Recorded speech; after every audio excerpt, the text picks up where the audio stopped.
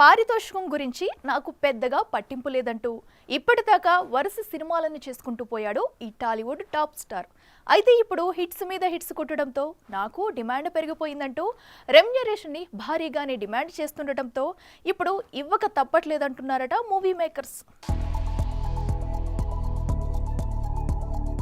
సినిమాలు సక్సెస్ అయితే చాలు అన్నట్టుగా రెమ్యునరేషన్ ని చూస్తూ చూడనట్టు వదిలేసిన బాలయ్య ఇప్పుడు భారీగానే డిమాండ్ చేస్తున్నట్టు తెలుస్తోంది.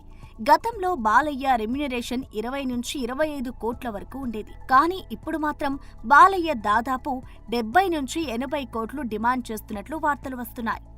సినిమాకు ఉన్న క్రేజ్ ను దృష్టిలో పెట్టుకుని నిర్మాతలకు బాలయ్య స్పష్టంగా చెప్పినట్లు టాక్. ఇక ఈ సినిమా నార్త్ ఇండియాలో భారీగా కలెక్ట్ చేసే ఛాన్స్ ఉండటంతో ప్రొడ్యూసర్లు కూడా బాలయ్యకు భారీగానే రెమ్యునరేషన్ ఇచ్చేందుకు సిద్ధమైపోయినట్లు వార్తలొస్తున్నాయి.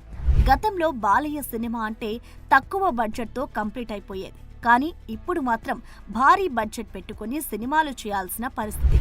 రీసెంట్గా వచ్చిన డాకు మహారాజు సినిమాకు కూడా బాలకృష్ణ దాదాపు 40 కోట్లకు పైగానే తీసుకున్నట్లు వార్తలొస్తున్నాయి. ఇక అఖండ సినిమా కూడా నార్త్ ఇండియాలో భారీగానే మార్కెట్ చేసే విధంగానే ప్రమోషన్స్ కూడా ప్లాన్ చేస్తున్నట్లు వార్తలొస్తున్నాయి.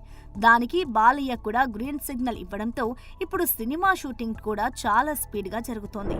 జూన్ నాటికి ఈ సినిమా షూటింగ్ కంప్లీట్ చేసి దసరాకి దించే ప్లాన్ లో ఉన్నదట డైరెక్టర్ బోయపాటి.